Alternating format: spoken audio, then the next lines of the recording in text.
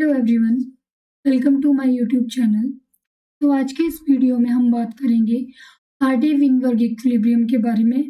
इस वीडियो में हम डिस्कस करेंगे हार्डी-विनबर्ग की इक्वेशन और उसके साथ हम कुछ क्वेश्चंस प्रैक्टिस करेंगे ताकि हमें आइडिया लगे कि किस तरह के क्वेश्चन जो है हार्डी-विनबर्ग से पुट किए जाते हैं। मेनली जो हार्डी-विनबर्ग के क्वेश्चंस रहते हैं वो न्यूमेरिकल फॉर्म में ही रहते हैं। कॉन्सेप्चुअल बेस्ड क्वेश्चन या हम बोले उसके थ्योरी या फिर जो भी थ्योरेटिकल क्वेश्चंस होते हैं वो बहुत कम होते हैं। जिस पोर्शन में से थ्योरेटिकल पोर्शन होते हैं क्वेश्चंस होते हैं वो मैं कवर करवा दूँगी। सिर्फ़ उसकी डेफिनिशन और कुछ उसके फैक्टर्स होते हैं जिनके ऊपर क्वेश्चन पूछे जाते हैं। एक बार आपको वो अंडरस्टैंड हो जाएँगे तो क्वेश्चन कोई भी हो, किसी भी तरह को हो, आपको किसी भी तरह की प्रॉब्लम नहीं होगी। इक्वेशन पे मेनली क्वेश्चंस होते हैं मतलब कि न्यूमेरिकल फॉर्म में मेनली क्वेश्चन होते हैं और ये इस तरह के क्वेश्चन जो है हमारे सीएसआईआर में, इवन हमारे गेट में या हमारे किसी भी स्टेट का सेट हो उसमें ये क्वेश्चन पक्का बनता है। हार्डी-विनबर्ग का या तो आपको 2 मार्क्स का जो क्वेश्चन रहता है सीएसआईआर की अगर मैं बात करूँ या तो बी सेक्शन में आपको क्वेश्चन आ जाएगा या फिर सी सेक्शन में क्वेश्चन आएगा, लेकिन क्वेश्चन जो है वो बनता है हार्डी-विनबर्ग इक्विलिब्रियम में से। और इस वीडियो में मैं कोशिश करूँगी कि आप उस कॉन्सेप्ट को समझ पाएँ कि किस तरह से हार्डी-विनबर्ग इक्विलिब्रियम का पूरी इक्वेशन जो है किस तरह से बनाई गई है और किस तरह से हम जो है उसको यूज़ कर सकते हैं अपने क्वेश्चन का आंसर निकालने के लिए। तो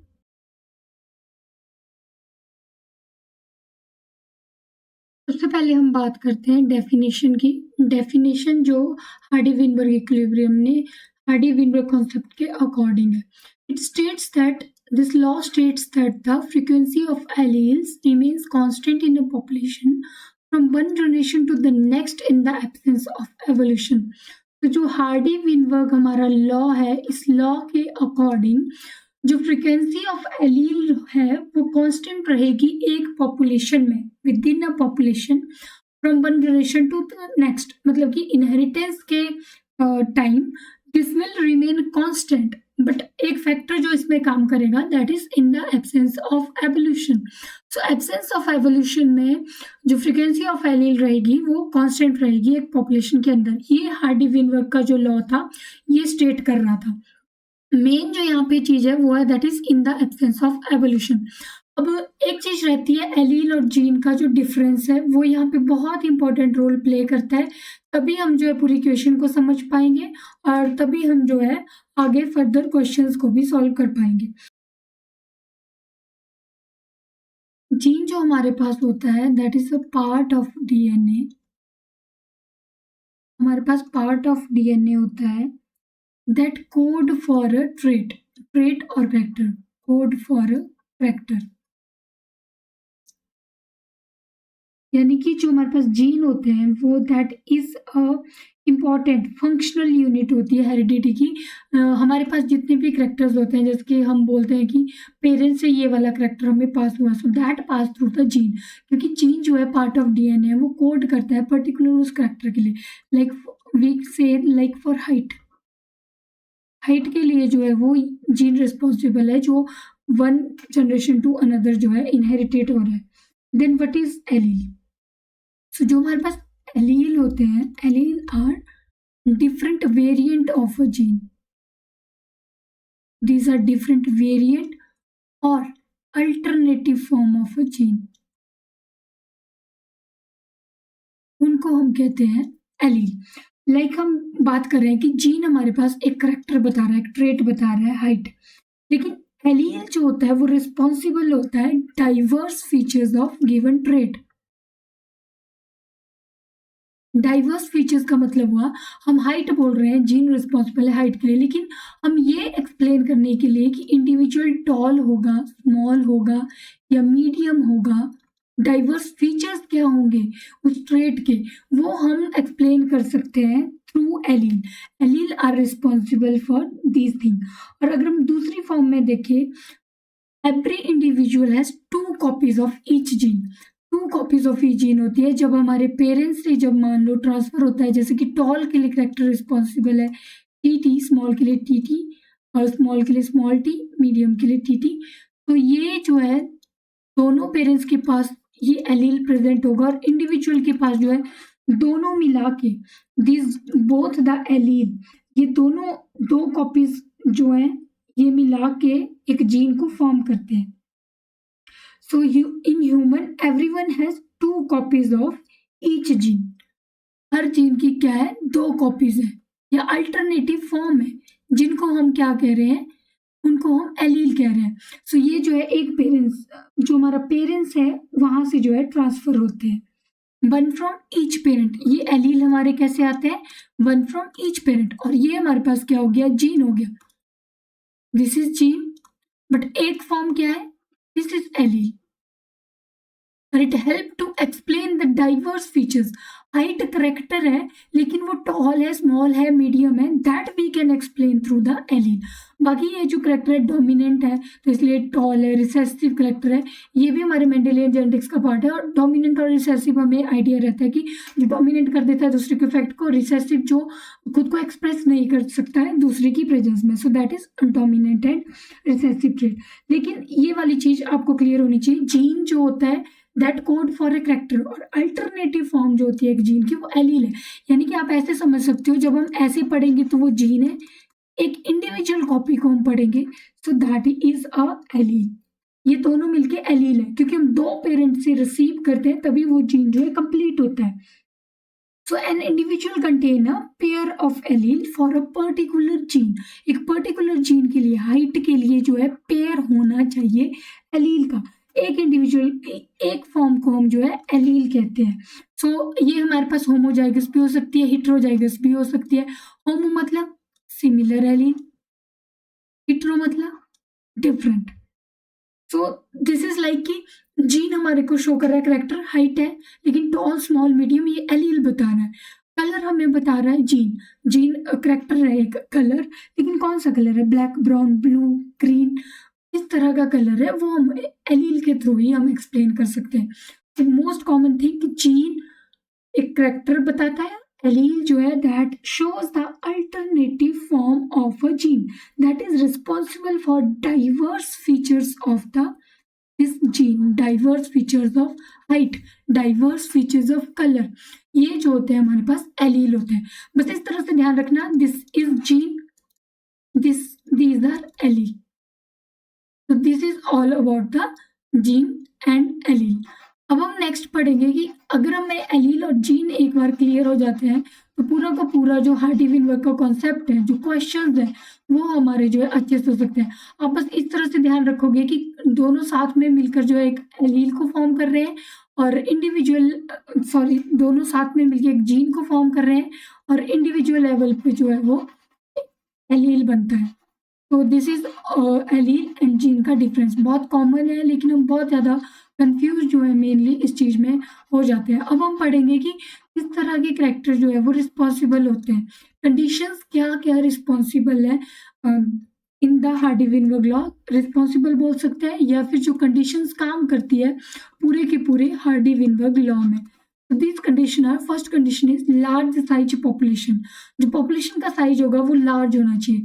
अगर स्मॉल साइज पॉपुलेशन लिखा होगा तो small size population always work in genetic drift में काम करती है, हार्डी-विनबर्ग में नहीं।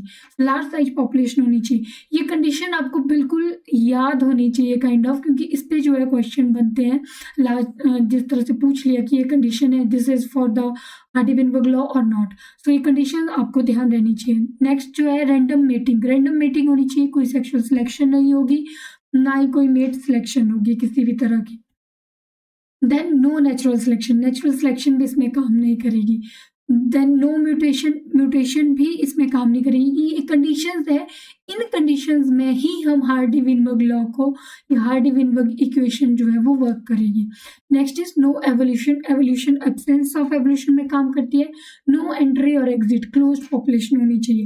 एंट्री और एग्जिट मतलब जिस तरह से हम पढ़ते हैं पॉपुलेशन में बर्थ, इमिग्रेशन, एमिग्रेशन पढ़ते हैं, इमिग्रेशन एंट्री हो रही है, एमिग्रेशन एग्जिट हो रही है, उस तरह से कुछ नहीं होगा। एक पॉपुलेशन क्लोज पॉपुलेशन रहेगी जहाँ पे सिर्फ इंडिविजुअल वहीं पे प्रेजेंट होंगे, वहीं पे बर्थ और डेथ होगी।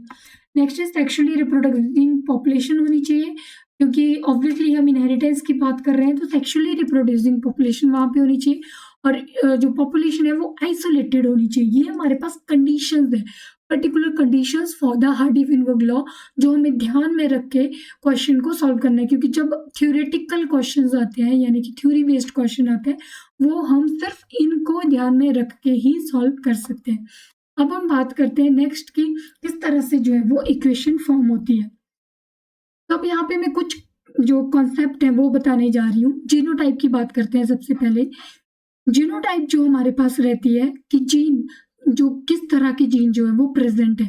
जैसे कि मैंने बोला, आप जीन को इस फॉर्म में बताएंगे और एलील को जो है इस फॉर्म में बताएंगे, because this is alternative form of a gene. So इस तरह से हम जो है एलील को शो करते हैं। These are different variant of a gene. So अब यहाँ पे जीनोटाइप जो है हमारे पास ये भी हो सकती है होमोजाइगस, ये होमोजाइगस हो सकती है, हेट्रोजाइगस हो सकती है, लेकिन एलील हमारे पास ए और ए की फॉर्म में ही रहेंगे। एलील जो हम शो करेंगे वो हमारे पास ए और ए की फॉर्म में ही रहेंगे। These are allele. अब हमारे पास जब हम इक्वेशन को सॉल्व करते हैं, सबसे पहले हम देख लेते हैं कि डोमिनेंट होमोजाइगस, ये हमारे पास बहुत ही कॉमन कॉन्सेप्ट है। डोमिनेंट होमोजाइगस बोलते हैं जब डोमिनेंट हमारे पास एलील रहेगा, रिसेसिव बोलेंगे जब रिसेसिव फॉर्म रहेगा, हेट्रोजाइगस बोलेंगे जब दोनों जो है वो डिफरेंट रहेगा। Hetero means different. ये कॉन्सेप्ट हमें क्लियर है।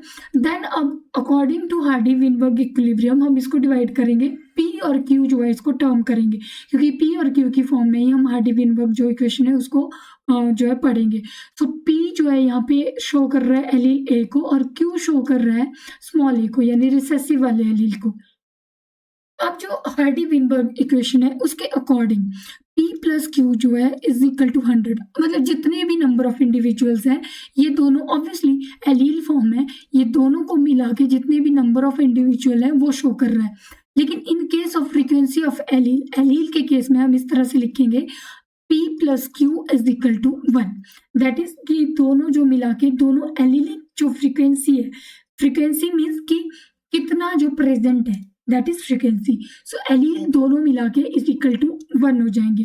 अब जीनोटाइप हम इस तरह से लिखते हैं, जब हम एलील लिख रहे हैं तो सिंगल लिख रहे हैं, जीनोटाइप लिख रहे हैं तो हम क्या कर रहे हैं, डबल लिख रहे हैं। इसलिए जो P प्लस क्यू है जीन के केस में है, एलील के केस में एक है और जीन के केस में जो है डबल हो जाएगा, इस तरह से हो जाएगा। यानी कि हम इसको कैसे लिख सकते हैं, इस तरह से भी लिख सकते हैं, और ये हमारे पास बन जाता है a प्लस वी का होल स्क्वायर। ये फॉर्मूला हम मैथ में पढ़ते हैं, that is a square plus b square plus 2ab is equal to 1, and this is the whole Hardy Weinberg equation. इस तरह से जो है हार्डी-विनबर्ग इक्वेशन को बनाया गया है, यानी कि एलीलिक फ्रीक्वेंसी कांस्टेंट रहनी चाहिए, यही बोला गया है ना। तो फ्रीक्वेंसी ऑफ एलील क्या है, एक पूरी की पूरी पॉपुलेशन में क्लोज्ड पॉपुलेशन है, उसके अंदर फ्रीक्वेंसी ऑफ एलील दोनों मिला के 1 रिप्रेजेंट करिए, यानी जितने भी नंबर ऑफ इंडिविजुअल्स हैं। जब हम जीनोटाइप के केस में लिखेंगे, एलील के केस में हम सिंगल बोल रहे हैं, जीन के केस में हम डबल बोलेंगे। सो ये दोनों जब डबल हो जा रही है तो ये एक फॉर्मूला बना रही है प्लस बी स्क्वायर, जिसको हम जब पूरा डिराइव कर रहे हैं, so that will become a square B square plus 2ab। So ये हमारे पास बन जाएगा p square plus q square plus 2pq, that is equal to 1। अब हम यहाँ पे देखेंगे कि किस तरह से इनको डिवाइड किया गया, किस तरह से हमें बोला गया कि ये होमोजाइगस है, ये हेट्रोजाइगस है। कि p जो हमारे पास शो कर रहा है होमोजाइगस को, q शो कर रहा है अगेन होमोजाइगस रिसेसिव को, और 2pq शो कर रहा है हमारे पास हेट्रोजाइगस कंडीशन को। सो हम इसको समझेंगे इस तरह से। मान लो p और q है, pq मतलब कि a है। अब हमारे पास a की फ्रीक्वेंसी हमने लिख दी 0.2, इसकी हमारे पास होगी p इसकी होगी 0.8, इसकी होगी 0.2। अब दोनों तो जब हम इन दोनों का क्रॉस करेंगे, तो क्रॉस करके हम किस तरह से क्रॉस को स्टडी करते हैं, हम उस तरह से करेंगे। जब हम इन दोनों को क्रॉस करेंगे, this is P A, this is Q A, this is P A and this is Q A. ये हमारे पास हो जाएगा ए ए, ये हमारे पास हो जाएगा ए ए और ए ए। अब यहाँ पे ए हमारे पास था 0.8 और ये हमारे पास था 0.2। इनको जब हम करेंगे 0.64, ये हमारे पास आ जाएगा 0.16, ये अगेन 0.16 और ये हमारे पास आ जाएगा 0.04। ये रिप्रेजेंट कर रहा है क्यू स्क्वायर को, ये हमारे पास बता रहा है पी क्यू, ये हमारे पास शो कर रहा है ए square.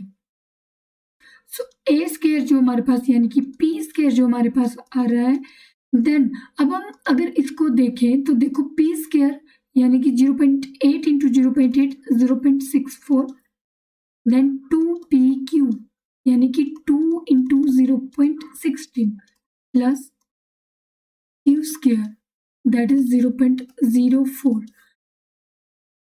This will become 0.64 plus 0.32 plus 0.04 is equal to 1.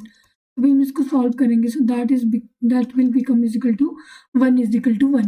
तो ये इस तरह से जो इस इक्वेशन को डिराइव किया गया और इस तरह से हम बता सकते हैं कि 2pq क्यों फॉर्म हो रहा है, क्योंकि दो इंडिविजुअल जो हमारे पास हेटेरोजाइगस बन रहे हैं, दैट्स वाई 2pq, और हमारे पास q स्क्वायर जो रिसेसिव को फॉर्म कर रहा है, p स्क्वायर जो है वो डोमिनेंट को फॉर्म कर रहा है। इस तरह से जो है ये पूरी की पूरी इक्वेशन को डिराइव किया गया है अकॉर्डिंग टू दिस कॉन्सेप्ट, और पनेट स्क्वायर में जब हम इसको सॉल्व कर रहे हैं तो इस तरह से हमारा जो है वो आंसर बनता है। नेक्स्ट अब हमारे पास रहता है कि किस तरह से हम क्वेश्चन को सॉल्व कर सकते हैं। अब हमारे पास जो है कुछ फॉर्मूलाज रहते हैं, इन्हीं से हम निकाल सकते हैं। फ्रीक्वेंसी जो होती है, मान लो हमारे पास बोला गया जीनोटाइप की फ्रीक्वेंसीज, यहाँ पे ध्यान रखना जीनोटाइप और एलील बहुत इंपॉर्टेंट रोल प्ले करते हैं। आपको जो पूछा गया आपको उसके अकॉर्डिंग ही करना है। यहाँ पे फ्रीक्वेंसी ऑफ जीनोटाइप बोला गया ए की, so this is P square, this is 2pq, this is Q square. So अगर ए की बोली यानी पी स्क्वायर की बोली है, होमोजाइगस डोमिनेंट की बोली है, सो हम इस तरह से निकाल सकते हैं number of this individual upon total number is equal to frequency of P square यानी कि frequency of A. Then second frequency of 2pq is equal to number upon total. इस तरह से हम जो है नंबर ऑफ इंडिविजुअल्स जो है वो निकाल सकते हैं। नेक्स्ट हमारे पास ये सिर्फ जीनोटाइप के लिए, जीनोटाइप फ्रीक्वेंसी के लिए, लेकिन अगर हमारे पास बोले कि एलीलिक फ्रीक्वेंसी के लिए निकालो, एलील क्या है, एक एलील ए है, एक एलील ए है, तो एलीलिक के लिए जब हम फ्रीक्वेंसी निकालेंगे, मान लो आपको फ्रीक्वेंसी बोली गई है एलील के लिए, तो that will be frequency of A plus half into frequency of A. ऐसा क्यों? क्योंकि हाफ ए इसमें प्रेजेंट है ना, एलील आधा इसमें है ना ए, इसलिए इसको भी हाफ फ्रीक्वेंसी इनटू करेंगे तभी हमारे पास जो है वो इसकी फ्रीक्वेंसी आ पाएगी। इसी तरह के स्मॉल फ्रीक्वेंसी को पूछा होगा, so that is A plus half into frequency of A, तभी ए की आ पाएगी ना, क्योंकि आधा तो इसमें है ए। तो इस तरह से जो हम एलील की फ्रीक्वेंसी निकाल सकते हैं अगर हमारे पास बोलेंगे एलीलिक फ्रीक्वेंसी। तो इन क्वेश्चंस को आप मतलब इन फॉर्मूलाज को एक तरह से फॉर्मूला बोलेंगे आप, इनको नोट डाउन कर लो।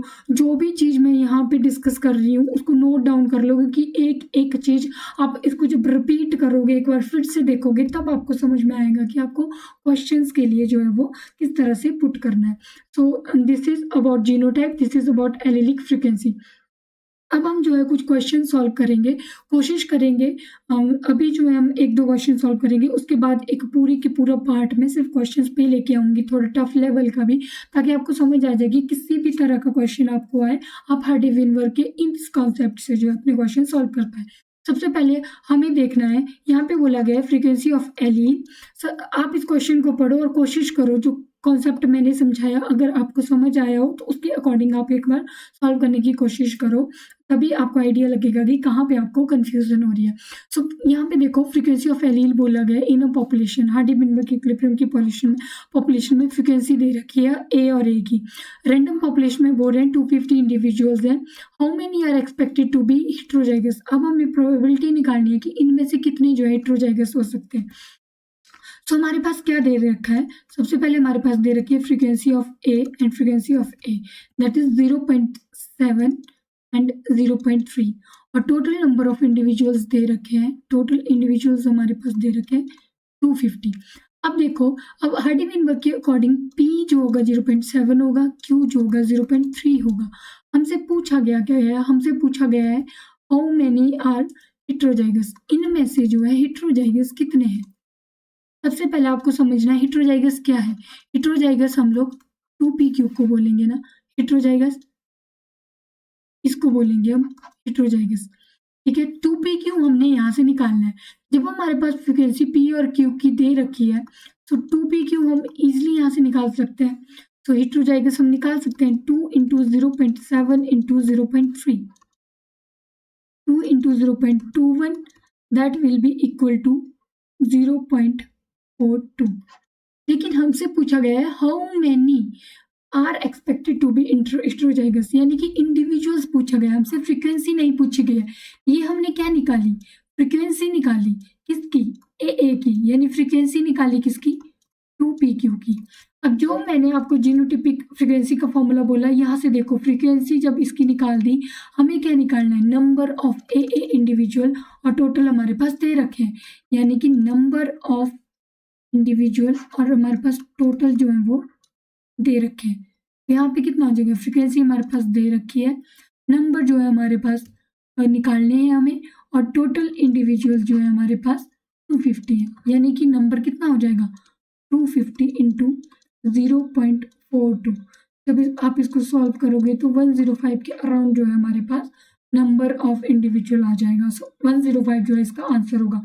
दूसरी चीज जो हमें ऐसे भी बता सकते हैं कि p 0.7 है, फ्रीक्वेंसी है ना, कितना प्रेजेंट है वो बता रहा है ना, यानी ये शो कर रहा है 70%, p शो कर रहा है 30%, 0.42 शो कर रहा है 42%, यानी कि 42% ऑफ 250।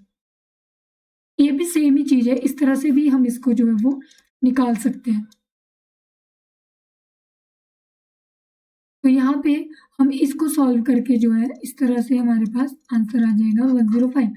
ये भी एक तरह से यही चीज शो करी। 0.42 फ्रीक्वेंसी का क्या मतलब है, 42% of that total is present. तो इस तरह से हम जो है इसका आंसर निकाल सकते हैं। होप सो ये आपके लिए मतलब अगर आप इसको सॉल्व करोगे तो आप एक तरह से इन क्वेश्चंस को देख पाए और सॉल्व कर पाए। सो इस तरह से जो है इसका आंसर होगा। Next question is what is the frequency of heterozygotes. इसकी फ्रीक्वेंसी पूछी है हेटेरोजाइगोट्स, यहाँ पे इवन दे रखा है a in a randomly meeting population in which frequency of all dominant phenotype is 0.19। सभी डोमिनेंट फिनोटाइप की जो हमारे पास फ्रीक्वेंसी है वो दे रखी है, हमने फ्रीक्वेंसी निकालनी है हेटेरोजाइगोट्स की। ऑल डोमिनेंट कौन होते हैं, जब हम इस तरह से इक्वेशन को लिखते हैं, इनमें डोमिनेंट कौन होते हैं, ये हमारे पास डोमिनेंट होते हैं, और इनकी फ्रीक्वेंसी हमारे पास कितनी दे रखी है 0.19 दे रखी है, यानी कि q²। अब इसको हम पुट कर देंगे तो इस तरह से लिख सकते हैं क्योंकि ये हमारे पास दे रखा है, q² हम यहाँ से निकाल सकते हैं। q² हमारे पास कितना आ जाएगा 1 - 0.19। जब हम q² को एक बार फिर से आप देखना ढंग से इसको, क्योंकि हमें बोला गया है कि ऑल डोमिनेंट, क्वेश्चन जिस तरह से होगा हम उसी तरह से उसको पुट करते जाएंगे। तो यहाँ पे ऑल डोमिनेंट बोला गया है, इसलिए जितने भी डोमिनेंट है वो हमने लिख लिए। p² 2p² दोनों डोमिनेंट है ना, ऑब्वियसली दोनों इस तरह से शो करते हैं ना, ये डोमिनेंट है, रिसेसिव तो सिर्फ यही है, तो ये हम निकाल सकते हैं यहाँ से। तो ये हमारे पास आ जाएगा 0.81, यानी हमारे पास q आ जाएगा 0.9। तो हमारे पास q आ गया, p आ गया, फ्रीक्वेंसी निकालनी है हेटेरोजाइगोट्स की, that will B 2 × p × q, 2 × 0.9। q हम यहाँ से निकाल सकते हैं। जब हमारे पास q आ गया है तो p + q = 1, p + 0.9 = 1, p हमारे पास आ जाएगा 1 - 0.9, 1 - 0.9 दैट विल बी 0.1। तो इस तरह से हम इसको सॉल्व कर सकते हैं। अब हम 0.9 × 0.1 जब हम करेंगे तो ये हमारे पास आ जाएगा 0.18। तो जो हमारे पास फ्रीक्वेंसी होगी ऑफ हेटेरोजाइगोट्स वो हमारे पास आएगी इस केस में 0.18। होप सो ये आपके लिए हेल्प कर रहा है, क्योंकि ये जो है आपको एक बार क्वेश्चन को समझना है, बस समझ लोगे। हेटेरोजाइगोट समझ लिया आपने, फ्रीक्वेंसी समझ ली। अगर यहाँ पे फ्रीक्वेंसी ऑफ हेटेरोजाइगोट जीनोटाइप भी दिया होता तब भी आप इसी तरह से करते। सिर्फ और सिर्फ जो फ्रीक्वेंसी ऑफ एलील दिया होगा तब ध्यान रखना, एलील मतलब कि इंडिविजुअल, एलील मतलब कि p, जीनोटाइप मतलब कि p²। इस तरह से जो है इसको ध्यान में रखना। सो एलील से हम किस तरह से निकाल सकते हैं, इन फॉर्मूला को एक बार लिख लो ध्यान से। अगर कोई भी कंफ्यूजन है आप कमेंट सेक्शन में में कमेंट कर सकते हो। और इसके अलावा मैं जो है एक और वीडियो लेके आऊँगी जिसमें हम और ज़्यादा क्वेश्चन जो है वो सॉल्व करेंगे, ताकि हमें किसी भी तरह का क्वेश्चन है, चाहे सीएसआई में हो, गेट में हो, किसी भी तरह का क्वेश्चन है, हम उनको सॉल्व कर सकें। और ये क्वेश्चन पक्का बनता है, चाहे कोई भी एग्ज़ाम हो, सेट का हो, नेट का हो, गेट का हो, एक क्वेश्चन जो आएगा या तो ईज़ी लेवल का आएगा, टफ लेवल का आएगा। लेकिन अगर आप इस कॉन्सेप्ट को समझ गए, इस इक्वेशन को किस तरह से डिराइव किया गया है, इसका मतलब क्या है एक-एक चीज़ का, तो आप इसको जो है ईज़िली जो है वो सॉल्व कर सकते हैं। होप सो ये वीडियो आपके लिए हेल्पफुल रहेगी। Thank you so much.